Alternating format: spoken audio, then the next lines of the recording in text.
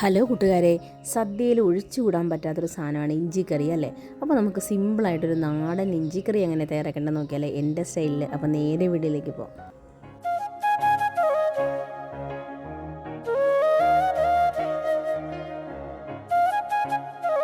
അപ്പോൾ നമുക്ക് ഇഞ്ചിക്കറി തയ്യാറാക്കാനായിട്ട് തുടങ്ങാം കേട്ടോ. അതിനായിട്ട് ഞാനിവിടെ ഇഞ്ചി നല്ലതുപോലെ കഴുകി അതിൻ്റെ തോലൊക്കെ കളഞ്ഞ് നല്ലപോലെ വൃത്തിയാക്കി എടുത്ത് ചെറിയ കഷ്ണങ്ങളാക്കി അരിഞ്ഞു വെച്ചിട്ടുണ്ട് കേട്ടോ. പിന്നെ എടുത്തിരിക്കുന്നത് ഉള്ളിയാണ് കേട്ടോ. ഒരു 10-20 ഉള്ളി എടുത്തിട്ടുണ്ട്. പിന്നെ പച്ചമുളകും കറിവേപ്പില ഇതെല്ലാം നല്ല വട്ടത്തിൽ അരിഞ്ഞു വെച്ചിട്ടുണ്ട് കേട്ടോ. ഇതെല്ലാം വറുക്കാനുള്ള സാധനമാണ്. ഏറ്റവും ചെറുതായിട്ട് കനം കുറച്ച് എത്ര നേർമയായിട്ട് അരിയാവോ അത്രയും നേർമയായിട്ട് ഇഞ്ചി അരിയാവോ, പെട്ടെന്ന് വറുത്ത് കിട്ടും. ഇനി നമുക്ക് വെളിച്ചെണ്ണ വറുക്കാൻ വേണ്ടി ഒഴിച്ചു കൊടുക്കുന്നുണ്ട്. നമ്മൾ നാടനായതുകൊണ്ട് വെളിച്ചെണ്ണയാണ് കേട്ടോ എടുത്തിരിക്കുന്നത്.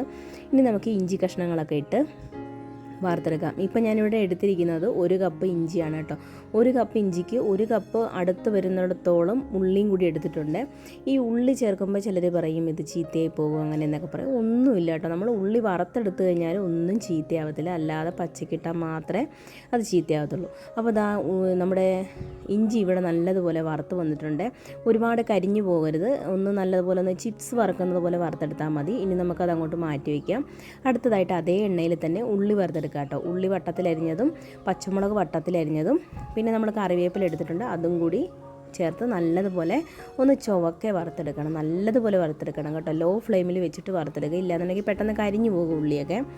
അപ്പോൾ നമുക്ക് നല്ലതുപോലെ ഒന്ന് വറുത്തെടുക്കാം കേട്ടോ. അപ്പോൾ അതാ ഇവിടെ നല്ലതുപോലെ വറുത്തെടുത്തിട്ടുണ്ട്. ഈ ഒരു പരുവത്തിൽ ഈ ഒരു കളറിൽ വേണം നമ്മൾ വറുത്തെടുക്കുക കേട്ടോ. ഒരുപാട് കരിഞ്ഞു പോകരുത്. ഇനി നമുക്കിത് കോരി മാറ്റി വയ്ക്കാം. അതേ പാത്രത്തിലോട്ട് തന്നെയാണ് ഞാൻ മാറ്റി വെച്ചിരിക്കുന്നത്. ഇനി നമുക്കിത് പൊടിച്ചെടുക്കണം.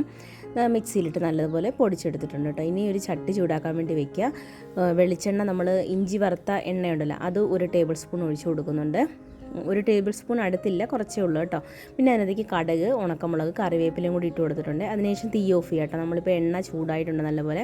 ഇനി നമുക്ക് തീ ഓഫ് ചെയ്തിട്ട് പൊടികൾ ഇട്ട് കൊടുക്കുക, അല്ലെങ്കിൽ പെട്ടെന്ന് പൊടികൾ കരിഞ്ഞു പോകും. അതിനായിട്ട് ഇവിടെ 2 ടീസ്പൂൺ കാശ്മീരി മുളക് പൊടിയും 1 ടീസ്പൂൺ നമ്മുടെ മല്ലിപ്പൊടിയും പിന്നെ കായപ്പൊടിയും ഉലുവാപ്പൊടിയും 1/4 ടീസ്പൂൺ വീതം ചേർത്ത് കൊടുക്കുന്നുണ്ട്.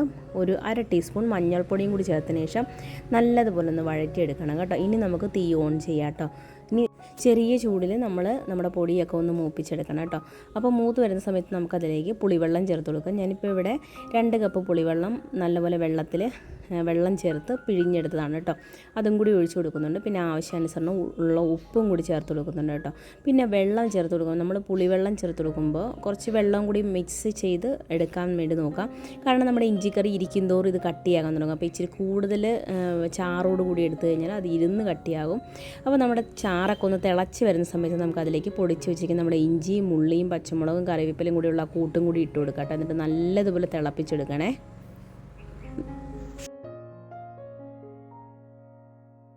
അപ്പോൾ അതിവിടെ നല്ലതുപോലെ തിളച്ച് കുറുകി വരുന്ന ആ ഒരു സമയത്ത് നമുക്കതിലേക്ക് 1 ടേബിൾ സ്പൂൺ ശർക്കര ചേർത്ത് കൊടുക്കാം കേട്ടോ. ഇത് ഒരുപാട് ശർക്കര ചേർത്ത് കൊടുക്കരുത്. എല്ലാവർക്കും ഇഷ്ടപ്പെട്ടെന്ന് വരത്തില്ല. നല്ല മധുരത്തോടു കൂടി ഇരുന്ന് കഴിഞ്ഞാൽ ചിലർക്ക് ഇഷ്ടപ്പെടത്തില്ല. അപ്പോൾ ഞാൻ ഞങ്ങളുടെ വീട്ടിലൊന്നും അധികം മധുരം ഇഷ്ടമല്ല. അതുകൊണ്ട് 1 ടേബിൾ സ്പൂൺ മാത്രമേ ചേർത്ത് കൊടുക്കുന്നുള്ളൂ കേട്ടോ. അപ്പോൾ അത്രയും കൂടി ചേർത്ത് കൊടുത്തതിന് ശേഷം ഒന്നുകൂടെ തിളപ്പിച്ച് ഒന്ന് ചെറുതായിട്ടൊന്ന് കുറുകി വരുവേ. ഇപ്പോൾ ഇങ്ങനെ നല്ല ലൂസായിട്ടിരിക്കുന്നതെന്ന് വിചാരിച്ചുകൊണ്ട് നിങ്ങൾ ഒന്നുകൂടെ കുറുക്കിയൊന്നും എടുക്കണ്ട.